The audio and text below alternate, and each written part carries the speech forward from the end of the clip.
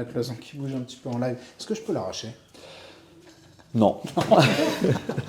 C'est le gamin, tu sais. Je peux tout casser. Et salut à tous, ici Yoni le marchand de biens. J'espère que tout roule pour vous, que vous avez la forme. Et je suis ravi de vous retrouver aujourd'hui en compagnie de Guillaume, qui a la gentillesse de nous accueillir dans cette belle région qu'on appelle Calais. C'est le seul accent que je sache à peu près faire. C'est l'accent du C'est Sud. pour ça que je prends l'accent du Sud. Mais aucun rapport, nous sommes à Calais. Salut Guillaume, merci de nous recevoir. C'est moi. Donc Guillaume, aujourd'hui tu vas nous montrer une opération de Achat-revente. achat-revente. Parfait, puisque nous faisons de l'achat-revente. Voilà. Et donc c'est l'opération va porter sur ce bâtiment-là. C'est ça. Donc là on est en fond de cours, il y a des bâtiments de tous les côtés, mais toi, le bâtiment dont tu vas nous parler, c'est celui-ci. Celui-ci avec le garage sur le côté, ouais. Ok.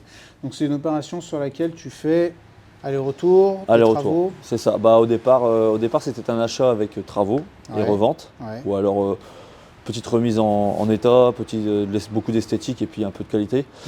Au final, précom sur le bon coin, sans photo, juste du texte. Ouais. Et il s'est avéré qu'il y a eu des gens intéressés. Donc j'ai fait 2-3 visites et boum. Alors on va y venir, ne vends pas la mèche, sinon ils ne regarderont jamais la vidéo jusqu'au bout. Ce qu'on vous propose, c'est que si ça te va, c'est qu'on aille faire un petit tour dans Pas la de souci. maison. On va faire un petit tour, petite visite. Après, si tu veux bien nous expliquer comment tu l'as trouvé, et puis après, effectivement, le déroulé de la commercialisation, etc. C'est bon? Allons-y. Allez, suivez-nous, je te suis. Après, il y a un très joli décorum avec arbres secs attachés avec des serflex à la gouttière. On n'a pas trop saisi l'enjeu, mais on s'est demandé si c'était censé tenir la gouttière ou peut-être juste faire de la décoration.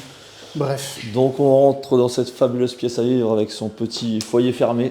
très bel insert. L'insert est, mine de rien, pas vilain. Ça va. Et on espère qu'elle est fonctionnelle. D'accord, On le saura. je te le souhaite. On va continuer par la cuisine. Vas-y, ouais, par là Allons-y. c'est bien. Donc petite cuisine dans son jus. Petite cuisine qui va bien. Ouais. À rafraîchir forcément. Oui. Après sur ce qui doit être une extension. Extension illicite. Ouais, vu que la façade Là, est c'est la ici. limite de la maison, C'est ça. Donc on est sur une pseudo-véranda qui est aussi dans son jus. qui est très dans son jus, et tu me disais qu'elle était non déclarée. C'est ça, le problème c'est qu'au cadastre, ça n'apparaît pas. Le géomètre, il l'a mis dans ses plans, au niveau de tous ses plans, mais Ouais. ça n'apparaît pas au cadastre. Là, l'acquéreur, t'as pas fait trop d'histoire? Non, du tout. Bah, le notaire, il a aussi rassuré dans le sens où il est aussi psychologiquement assez gentil. Donc il a D'accord. dit, écoutez, messieurs, dames, ça fait très longtemps qu'elle est là, elle est en arrière, en fond de courée, à moins que l'urbanisme vienne avec un drone. Je doute qu'il puisse... Bon, le Le- notaire, plutôt arrangeant, quoi, on va dire. Plutôt, ouais. Ouais, Un c'est- notaire qui a de la bouteille et qui a rassuré les acquéreurs en disant que c'est pas non plus... faut pas avoir peur de tout ça. C'est plutôt cool. C'est toujours bien d'avoir un notaire qui soit plutôt C'est ça. comme ça, arrondir les angles, à rassurer les particuliers, plutôt qu'à les faire flipper, à dire ah, attention, véranda n'est pas déclarée, parce que nous, on en voit quand même pas mal des comme ça. Ouais. Qui font Après, du ouais. zèle et puis des particuliers qui se barrent en courant, quoi. Ouais. Ok. Tu voulais rajouter quelque chose là, sur cette partie-là? Euh, Ah bah tiens, tu vas montrer le truc. C'est ça, en fait, on est sur une. Donc, c'était les points noirs de cette opération, c'était l'étanchéité de la véranda, Ouais. qui n'était pas énorme avec les intempéries et les tempêtes. On a un peu tout qui est parti, surtout dans cette partie-ci, ce qui fait que forcément, on a de l'humidité. On a de l'humidité un peu partout sur le Je souci. tiens à préciser que C'est Yoni. c'est moi qui ai fait ce trou avec mon doigt, parce que si j'ai mis mon doigt, il est passé au travers. Ouais. Voilà la cloison qui bouge un petit peu en live. Est-ce que je peux l'arracher? Non. C'est le gamin, tu sais. Je peux tout casser. Donc voilà, c'était toujours intéressant d'avoir cette véranda parce qu'on est sur une superficie de 95 mètres carrés habitable. Ouais, La véranda en fait une bonne vingtaine. ouais. Et donc logiquement, on pourrait dire que c'est plus 115 que 95, même si c'est pas considéré comme un... Ils vont la garder? Ils vont la garder et faire une réfection complète. On Ok. est sur du double vitrage bois. Monsieur, touchant sa bille un petit peu dans le bois, il va refaire un peu les aspects extérieurs, D'accord. etc. Donc c'est toujours ça en plus. Sachant que les pièces sont assez petites à l'intérieur. Ouais. Là, on a quand même un bel espace pour avoir un salon d'été ou même d'hiver si c'est bien chauffé. Ok, Voilà. ça marche. Alors après, on Vas-y, continue, je te on continue sur une petite buanderie. Donc ça, cette pièce-là, c'était une buanderie quand tu l'as achetée? C'était une buanderie, ouais. C'est très con d'avoir fait une buanderie qui déjà aussi grande, effectivement, et puis qui donne sur l'extérieur de plein pied, quoi. C'est plutôt, enfin, moi j'aurais essayé d'en faire un peu une pièce de vie ou quelque chose. Ouais, ou potentiellement une chambre pour du locatif pour des personnes âgées ou autres qui ne veulent pas monter le magnifique escalier que nous allons voir plus tard. Ouais, ou en tout cas, effectivement, en faire autre chose qu'une buanderie. Mais bon, après une chambre communiquant avec le garage, ça peut. Oui, mais tu pouvais empiéter sur le garage. Oui, sachant qu'il se termine jusque là-bas, donc ça pourrait être. Donc là, on est sur un beau petit garage de 16 mètres carrés. Yes. Avec le ballon d'eau chaude qui se trouve là-bas. Qu'est-ce que je peux en dire? La porte d'entrée qui a priori se trouvait là derrière, qui a été murée. C'est ça, parce qu'il faut savoir que à la signature du compromis, donc on a vu quelques plans au niveau d'une ancienne copro, et apparemment ce serait plusieurs lots qui sont maintenant en un seul pour faire cette maison. D'accord. Donc à mon avis celui-ci ça appartenait peut-être à côté, etc., etc. Et justement, au niveau de la cour, comment c'est géré les notions d'accès? Il y a des servitudes, c'est une copro? À ce que j'en ai vu et ce que j'en ai entendu, c'est une copro bénévole, donc il n'y a pas forcément d'assemblée générale, il n'y a pas forcément de... C'est tout du locatif, c'est beaucoup de locatif, donc c'est des propriétaires qui sont à droite à gauche, donc il n'y a personne qui s'en occupe, qui régisse un peu ce syndic de copro bénévole. Mais c'est une copro? Mais c'est une copro, ouais, je crois qu'il y a 5 personnes. D'accord. Et, sachant qu'il y a quelques lots et après c'est des accès à leur cours de notre rue. Donc je ne vais pas approfondir le sujet, sachant que on m'a proposé la question autre que toi. Alors, non, je pose toujours ces questions parce que les sujets d'accès sont les premières choses à regarder. Enfin, parmi les premières choses, on va dire. Et là, effectivement, même si c'est un syndic bénévole, il est quand même tenu de convoquer une AG une fois par an. Ouais, voilà. Après, on a eu la paperasse qu'il faut avec le syndic. Je t'avoue que je ne l'ai pas potassé en entier. D'accord. Parce qu'il y a quand même beaucoup de pages. Ouais. Et surtout des pages assez anciennes. Donc, et ça a changé depuis. Donc il faudrait peut-être que je m'y intéresse. Ok. Et je pense qu'il faut que tu t'y intéresses. Et sur tes conseils, je pense que je vais y jeter un petit coup d'œil pour savoir quoi répondre. Alors je pose toujours des questions qui font chier un peu dans les visites, mais n'hésitez pas à poser les questions qui font chier. C'est-à-dire quand vous visitez, il faut y aller, vous voyez un truc, vous avez un doute, vous posez la question, attendez, là le passage, comment ça se passe, la toiture, comment elle est entretenue, quand vous voyez que ça communique avec un autre lot, vous voyez qu'il y a un tuyau peut-être qui passe chez les autres, comment tout ça s'est géré, est-ce qu'il y a une servitude ou pas, parce que souvent, la faisabilité de l'opération, elle peut tenir à ces petits détails. C'est important. Petite question. Ouais, c'est ça. Et surtout en début d'activité, comme c'est mon cas, c'est vrai qu'on a peur forcément d'être pris au dépourvu sur une question. Ouais. D'être mis au pilori sur une petite question où on ne sait pas répondre. Et c'est vrai qu'il faut potasser. Je pense que je potasse quand même pas mal mes opérations. Ouais. Mais là, c'était une précom. On a été pris un peu au dépourvu de l'offre parce qu'on en parlera tout à l'heure. Mais du coup, il y avait forcément des questions on me demande est-ce que le garage électrique fonctionne? Ouais. Mais ça, je ne sais pas, il n'y a pas de courant. Ouais. Donc c'est des questions aussi que je peux pas. J'ai pas eu le temps encore de vraiment boucler comme on en discutera tout à l'heure, j'ai pas bouclé vraiment toutes les questions sur ce bien parce que forcément j'en ai eu connaissance très rapidement et j'ai pas vraiment fait le tour. Ok, bon, on verra, on en parlera dans un instant. On va continuer la visite et justement on verra comment t'as articulé tout ça. Il ne va plus jamais vouloir me faire venir. Donc là, une pièce supplémentaire qui pourrait potentiellement être un peu ouverte sur l'autre. Le mur, je pense, étant porteur, vu qu'il y a le même en haut, je pense que celui-là, il a quelque chose, mais je pense qu'on peut déjà ouvrir sur ce clair-là. Après, c'est une pièce, on peut y ranger quelque chose, mais bon, c'est pas forcément... C'est pas la plus grande. Bah non, surtout et l'escalier, c'est pas le plus grand non plus. Voilà, donc on tombe sur ce magnifique escalier. Donc on arrive sur un palier qui dessert la salle de bain et la chambre.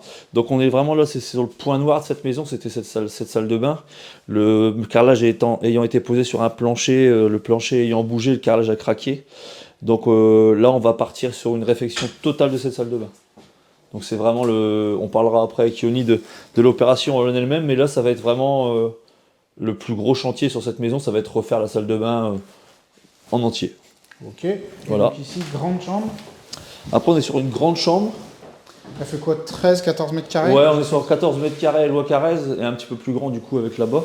Mais l'inconvénient de cette maison, c'est pareil qu'elle a une seule chambre, qui est vraiment grande pour le coup. Donc ici, il n'y a pas grand-chose à faire. Après, Cette fameuse cheminée. Cette fameuse avec fausse cheminée en énorme bois. Coffrage. Ouais, voilà, ils ont fait un coffrage énorme pour un tuyau un peu plus petit, donc c'est un peu dommage d'avoir perdu de l'espace comme ça. Ouais. Donc cette opération, déjà, comment tu l'as trouvée? Le Bon Coin. Ok, très bien. T'as vu l'annonce, t'as appelé, t'es venu? Directement. Alors le souci étant, c'est que j'ai vu l'annonce, donc c'est un notaire avec qui je travaillais déjà un petit peu en nom propre et que j'avais visité quelques biens avec lui. Je connaissais très bien leur agent immobilier, ce notaire. Pour ceux qui ne comprendront pas, je me permets de te couper, parce que c'est pas dans toutes les régions que ça existe, où les notaires ont aussi une partie commerciale, une commercialisation, en fait. C'est-à-dire qu'ils ont comme une petite agence IMO dans l'étude et ils font eux-mêmes la commercialisation des biens. Je précise, parce qu'il y a plein de gens qui vont se dire... C'est ça. Vas-y, excuse-moi, pas de souci. Donc j'ai appelé, j'avais son numéro, donc je l'ai appelé, je lui ai posé quelques questions. Il m'a dit ouais, si tu veux, on va le voir, etc. Et en parallèle, il ne me répondait pas, donc j'avais appelé le deuxième agent IMO de cette étude, et qui, elle, m'avait dit c'est une maison bourrée d'humidité, il y a une copro, il n'y a pas de tout à l'égout. Genre, elle a flingué le bien. Franchement, elle a vraiment... Elle me dit ça fait 3 ans que ça va vendre, il y a eu 2 visites. Donc en fait, elle m'a vraiment refroidi. Ouais. Et entre-temps, juste après, l'autre agent immobilier de cette étude, qui est un ami maintenant, m'a dit bah non, il dit non, tu peux aller voir, il y a un potentiel, c'est vraiment pas cher, j'ai une belle marge. Il a fait son travail d'agent immobilier, on est venu, il m'a dit directement, ça fait 3 ans que ça vend, la vendeuse n'en peut plus, c'était du locatif. D'accord. Et elle m'a dit, il lui reste autant de financement sur ce bien, elle veut autant pour effacer son financement et redémarrer à zéro. Quoi. Okay. Et pourquoi ça s'est pas vendu? Pourquoi ça restait à la vente pendant 3 ans? Il faut savoir que c'est pas toi que je vais l'apprendre, mais les notaires ne sont pas trop dans la com, dans la pub pour leur vente. À part 2-3 affiches dans l'étude ou alors une annonce ou deux sur le Bon Coin, c'est pas folichon. Après, en plus, ils réactualisent pas forcément leurs annonces sur le Bon Coin. Des fois, ils en laissent alors que c'est vendu. C'est pas leur métier premier. C'était pas bien commercialisé. C'est ça. Après, quand on appelle la secrétaire qui nous dit, l'agent immobilier qui nous dit non, c'est ça, il y a de l'humidité, il y a tout la véranda, elle fuit. Alors moi, je viens qu'un artisan, je viens regarder. Au final, c'est pas aussi gros que prévu. Ouais. Il y a un potentiel. On arrive à une belle négo. On parlera des chiffres tout à l'heure, je pense. Donc j'ai foncé.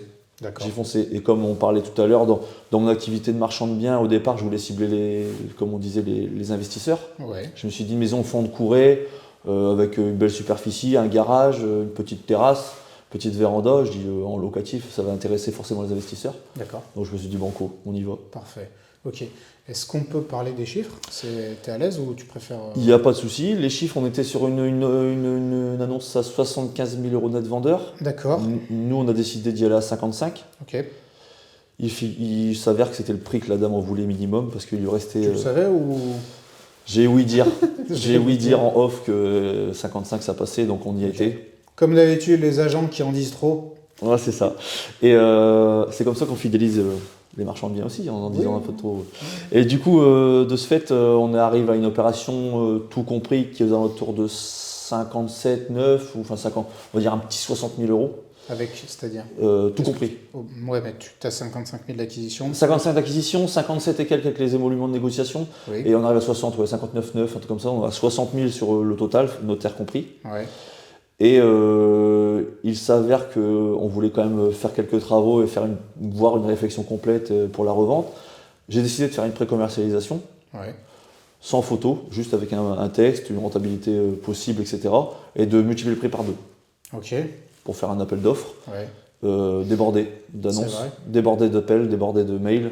Donc j'ai supprimé l'annonce au bout de 2 heures. Et j'ai retenu deux visites. Un qui connaissait bien le marché et qui m'a dit non, à ce prix-là, ça ne m'intéresse pas, parce qu'il faut savoir qu'on était affiché à 120 000, 119 990, prix psychologique. Et en fait, on a eu des acquéreurs qui ont eu coup de cœur, qui avaient déjà eu coup de cœur pour d'autres maisons, mais qui se sont fait dépasser par d'autres acheteurs. Et là, ils ont dit là, on achète coup de cœur. On achète. Et à quel prix? À 119 990. Ah, au prix que tu t'en demandais. Au prix, ouais. En contrepartie de ça, toi tu m'expliquais que tu t'es engagé donc à faire quelques travaux. C'est ça. Il faut savoir qu'ici l'assainissement était non conforme pour quelques critères. C'était le toilette qui est sur une fosse septique. Donc il faut juste le changer de place et le raccorder tout à l'égout. Donc ça sera fait. L'étanchéité de la véranda, cette fameuse véranda qui n'existe pas. Donc l'étanchéité sera faite et le placo que tu as abîmé sera forcément changé. À mes frais. Et en dernier lieu, je devais effectuer un ramonage de cheminée. Ouais, cette cheminée-là. Une mise en conformité entre guillemets. Donc, parce qu'il y a faut savoir qu'il y a une petite fissure à l'extérieur sur la cheminée, mais je pense qu'elle est bénigne. Mais on va la faire vérifier quand même parce qu'on veut, d'un commun accord verbal avec les acquéreurs, remettre en fonction cette cheminée qui, si elle ne l'est pas, faire le nécessaire pour qu'elle le soit. Ok, voilà. Très bien. Donc ces travaux, tu estimes que tu en as pour combien? Avec les devis et les factures, on va être aux alentours d'une enveloppe de 5 000 €. 5 000 € pour faire la salle de bain, le ramonage et faire raccorder le toilette. C'est ça. C'est pas très cher. Non, on est sûr. Il faut savoir qu'ici, les prix des artisans, c'est pas non plus ce que tu peux connaître dans la région lyonnaise. Et c'est des artisans qui me suivent depuis très très longtemps. Je pense qu'aussi, on arrive à s'entendre sur des budgets corrects. Donc on était pour la salle de bain, on est sur 3 800, je crois. Et après, tout ce qui est matériaux divers, le plomb, le silicone, etc. pour les étanchéités. Et pour les PVC, on est sur tout ça. C'est quand même fou que les mecs aient essayé de commercialiser pendant je sais pas combien de temps, qu'ils n'aient pas été fichus de la vendre à 75 000 et que là, toi, tu la fasses partir à 120 000 en 2 secondes. C'est juste un truc de malade. Je sais pas comment l'expliquer, à part que... Non, je sais même pas comment l'expliquer. Non, mais parfois, il se passe des choses qu'on a du mal à expliquer. Alors, est-ce que ça donne envie de mettre à vendre un bien chez un notaire ? Je ne sais pas. Certainement pas, mais c'est pas leur métier en même temps. C'est ça. Je sais que moi... En ayant acheté et vendu avec des grandes agences, des grandes entreprises qui ont pignon sur rue, là ça peut partir en 24-48 heures, c'est réactif. Après, mais là, banco, c'est parti. Bah écoute, tant mieux. Alors pour ceux qui se poseront la question de la rescission pour lésion, parce qu'il peut y avoir ce sujet-là, et s'ils vont dire « Ah, mais tu vends le double du prix que tu as acheté, donc tu dois être dans le cadre de la rescission pour lésion. » Non, puisque tu fais des travaux. Voilà. Donc là, tout simplement, le sujet ne se pose pas parce qu'il y a des inconformités qui vont être levées, etc. Donc là, clairement, tu apportes une amélioration au bien. Donc voilà, le sujet ne se pose pas. Est-ce qu'il y a des complications que tu as rencontrées sur cette opération ? C'est ma première opération, la gestion des délais. Ouais, c'est-à-dire parce que la précom, c'est quelque chose d'assez compliqué, même si c'est vraiment, en marchand de biens, c'est ce qui nous caractérise. Et en fait, c'était un petit peu compliqué, même si la vendeuse était vraiment ouverte d'esprit sur ce sujet. La gestion des délais, dans le sens où on a des questions sur la vendeuse à qui on a acheté, on a des questions des acquéreurs qui vont nous acheter, le bien ne nous appartient pas forcément à l'instant T quand on leur présente. Ouais. Expliquer un peu le fonctionnement d'un marchand de biens. Déjà, des professionnels immobiliers, des fois, ne savent pas comment ça se déroule. Alors, des particuliers... Parfois, des marchands de biens eux-mêmes ne savent pas comment c'est ça. Et même moi, en tant que marchand de biens, avant de suivre ta formation, je pense que je connaissais 5% de cette activité. Donc, non, c'est la gestion des délais qui est vraiment pas le point noir, mais qui est encore une question qui me pèse encore à l'heure actuelle sur surtout qu'il y a des travaux avant que ces gens habitent. Donc il faut vraiment gérer ça aux petits oignons, sachant que les artisans, c'est pas toi que je vais l'apprendre, ils sont débordés. Pour les avoir, les bons, c'est très dur. Les mauvais, par contre, ils peuvent venir. Mais les bons, c'est dur de les avoir. Donc savoir leur donner une date précise, une semaine précise où ils pourront intervenir alors que nous-mêmes, on ne l'a pas. Donc je pense que c'est vraiment la gestion des délais entre artisans, acquéreurs, vendeurs qui est compliqué. Mais de plus en plus, sur nos formations, ce que tu dis, c'est super pertinent parce que on s'en rend compte sur le terrain et du coup sur les formations maintenant on essaie de plus en plus justement mettre l'accent sur les délais, sur la gestion des délais parce que c'est vraiment la clé. Puis c'est indépendant de notre bonne volonté des fois. Mais tu peux, même si effectivement il y a des choses qui sont indépendantes de ta volonté et tu peux rien faire, tu peux aussi te mettre des petits garde-fous, tu vas te mettre des petites zones tampons si jamais il y a un truc qui part en sucette parce que ça arrive tout le temps.